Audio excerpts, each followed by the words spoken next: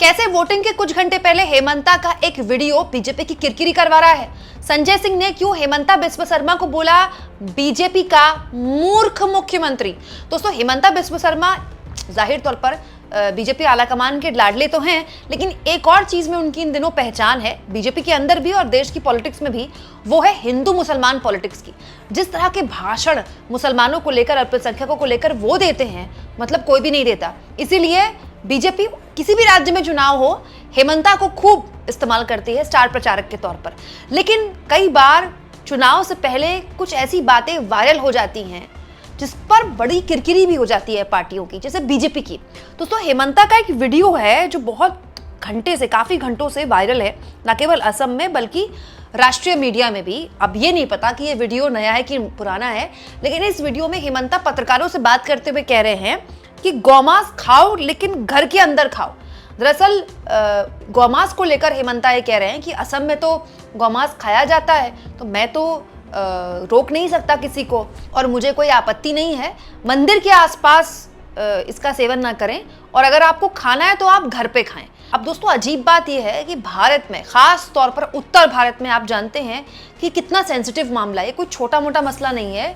इसको लेकर मतलब देश के कई हिस्सों में कई बार माहौल भी खराब हो जाता है। और दोस्तों, मोदी जी बताइए कैसे कैसे भाषण देते हैं। दोस्तों, आपको याद होगा चुनाव में राहुल गांधी ने सावन के टाइम पे लालू यादव के घर जाकर मटन बनाया था। इसके अलावा दोस्तों, तेजस्वी यादव ने नवरात्र के मौके पर मछली खाई थी, तो मोदी जी ने कहा था देखिए कैसे एक संप्रदाय को खुश करने के लिए हिंदुओं की भावनाओं का अपमान कर रहे हैं। ये लोग नवरात्र में मटन मछली खाते हैं, सावन में इनका मटन बनता है। अब अजीब बात देखिए दोस्तों, मोदी जी तो सावन में मटन खाने के खिलाफ है, नवरात्र में कोई मछली खा ले तो उन्हें लगता है कि किसी की धार्मिक भावनाएं आहत हो रही हैं। और यहाँ उनके मुख्यमंत्री खुलेआम कह रहे हैं कि असम के कोई भी शख्स अगर गौमांस खाना चाहता है, मतलब वो नहीं चाहेंगे कि गौमांस खाए, लेकिन अगर खाना चाहता है तो वो जोर जबरदस्ती नहीं कर सकते, बस वो अपने घर पे खाए, मंदिर के आसपास ना खाए।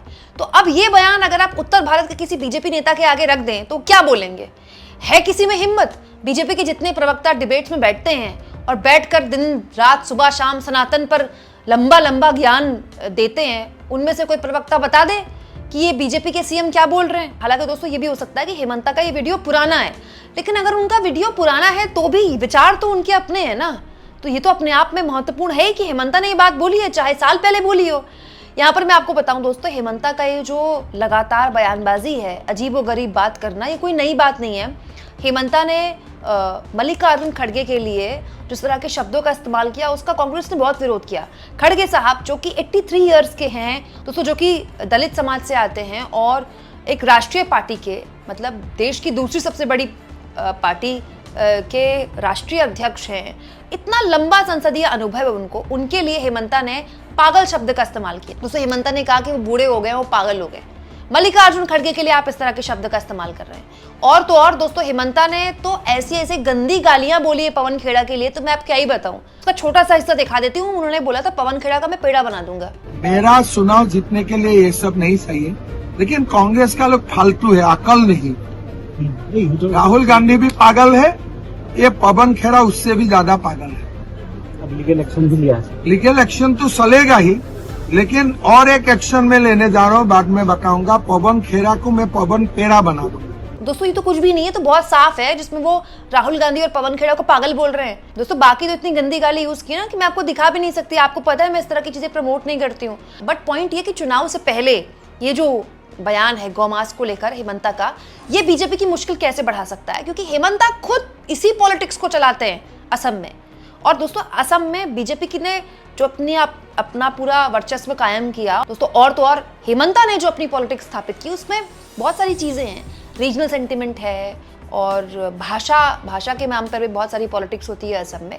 लेकिन उसमें सांप्रदायिक जो एक पहचान है बीजेपी की, उसको बहुत उजागर किया है हेमंता ने। और अब देखिए, चुनाव से पहले हेमंता का इस तरह का बयान, मतलब ये तो बताता ही है कि हमारे देश के नेताओं में कुछ हो ना हो, हिपोक्रेसी की कोई सीमा नहीं है। हेमंता के इस वायरल वीडियो के बाद अखिलेश यादव ने कहा, भाजपा हटाओ, गौमाता बचाओ। अच्छा, जैसे ही ये बयान वायरल हुआ, संजय सिंह का भी एक उनका वक्तव्य आ गया। संजय सिंह जो कि आम आदमी पार्टी के नेता हैं, जो कि अपने चुटीले अंदाज के लिए जाने जाते हैं, उन्होंने हेमंता का मजाक उड़ाया है ये कहते हुए कि बीजेपी का एक सीएम है जो कहता है मुसलमानों की दुकान से सामान मत खरीदो। अगर ऐसा है तो बीजेपी वाले गैस और तेल इस्तेमाल करना छोड़ दें, क्योंकि ये तो सब मुस्लिम देशों से आता है। अभी आसाम में चुनाव हो रहा है, वहां पे एक मूर्ख मुख्यमंत्री है, क्या नाम उसका, क्या नाम है, क्या नाम है, हेमंत विश्व शर्मा। हेमंत विश्व शर्मा वो क्या कह रहा था मुसलमानों के दुकान से सामान नहीं खरीदना है, मुसलमानों के दुकान से सामान नहीं खरीदना है। मैंने कहा अंधभक्तों, चलो फैसला करो कि जो मुसलमानों के देश से गैस आ रही है उस गैस से खाना नहीं बनाना है, जो ईरान से आ रही है, यूएई से आ रही है, कतर से आ रही है, उस गैस से खाना नहीं बनाएंगे। भारतीय जनता पार्टी के अंधभक्त तय करो, फैसला करो। हमने कहा अंधभक्तों से, हमने कहा प्यारे अंधभक्तों, जो डीजल और पेट्रोल मुसलमानों के देश से आता है उससे कार नहीं चलाओगे, मोटरसाइकिल नहीं चलाओगे, ट्रैक्टर नहीं चलाओगे, स्कूटर नहीं चलाओगे। चलो सब लोग मिलकर फैसला करो। संजय भैया, संजय भैया, संजय भैया संघर्ष करो, संजय भैया संघर्ष करो। तो अंधभक्त लोग कहते हैं संजय जी अगर पेट्रोल से मोटरसाइकिल नहीं चलाएंगे, ए बेटा, तब अंधभक्त लोग हमसे कहते हैं संजय जी अगर पेट्रोल से मोटरसाइकिल नहीं चलाएंगे तो हमारी मेहरारू हमको बहुत मारेगी, पिक्चर दिखाने कैसे लेके जाएंगे, कैसे पिक्चर दिखाने लेके जाएंगे। तो इसलिए साथियों और दोस्तों, ये नफरत की राजनीति का कोई अंत नहीं है।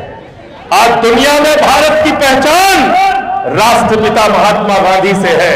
गांधी का संदेश क्या था? शांति का संदेश, अमन का संदेश, चैन का संदेश, भाईचारे का संदेश।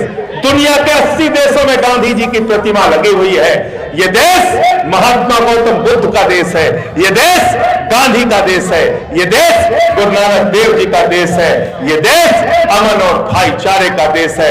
इस मुल्क की एकता को तोड़ने का काम जो करेगा उसके गुनाह और अपराध के खिलाफ हम लोग मिलकर लड़ाई लड़ने का काम करेंगे। ये बताने आपसे आए हैं। संजय भैया,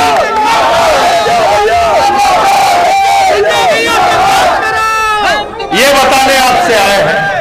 अब दोस्तों संजय सिंह की बात तो राजनीतिक है, लेकिन वैसे सोचने वाली बात है अंधभक्तों के लिए भी, बीजेपी के सपोर्टर्स के लिए भी, कि जो मुस्लिम विरोधी राजनीति करते हैं इनमें से किसी को भी थोड़ी सी भी मतलब शंका या दिक्कत नहीं होती है तेल यूज़ करने में? पेट्रोल, डीजल, इतने सारे केमिकल है देखिए जो नहीं आ पा रहे, इतने सारे रॉ मटेरियल का सामान है जो नहीं आ पा रहा है भारत में। दोस्तों गल्फ कंट्रीज़ में जो कुछ भी हुआ है जिसकी वजह से भारत में दिक्कत पैदा हुई है, तो बड़ी बात यह है दोस्तों कि एक आम छोटे से गरीब दुकानदार का तो आप बॉयकॉट कर देंगे और ऐसा करके हो सकता है किसी का ईगो भी सेटिस्फाई हो जाए।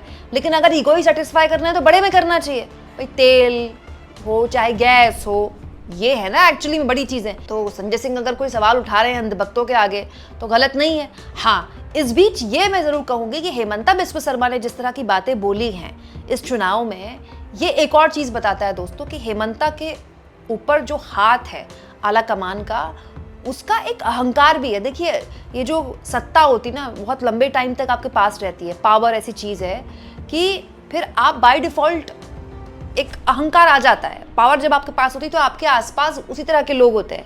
हेमंता बिस्व शर्मा की बहुत सारी क्वालिटीज़ हैं और उनमें से एक क्वालिटी है कि वो बीजेपी के लिए नॉर्थ ईस्ट के अमित शाह बन गए। उन्होंने पूरा नॉर्थ ईस्ट में बीजेपी के लिए बहुत प्रचार किया, बीजेपी का बहुत प्रसार किया। नॉर्थ ईस्ट में सरकारें बीजेपी की हेमंता के आने के बाद बनी है। लेकिन ये बात भी सच है कि हेमंता बिस्व शर्मा जिस तरह की भाषा का इस्तेमाल कर रहे हैं, किसी को कुछ भी बोल देना और खुलेआम बोलते हैं हेमंता, उनको कोई शर्म नहीं है इस बात की। मतलब वो जिस तरह की गाली गलौज कर रहे हैं दोस्तों, कोई और चुनाव आयुक्त होता तो अब तक हेमंता का मतलब हालत खराब हो जाती, उनको कई बार माफी मांगना पड़ता। और वो एक बार नहीं, वो जो गालियां बक रहे हैं वो कई बार बकते हैं, कई प्रेस कॉन्फ्रेंस करते हैं और वो बार बार सेम बात बोलते हैं जैसे इंटेंशनली बोल रहे हो। मतलब वो तो प्रेस कॉन्फ्रेंस अब शब्दों का प्रयोग कर रहे जिसे हम बोल नहीं सकते और सार्वजनिक बोल रहे हैं। वो मुख्यमंत्री है,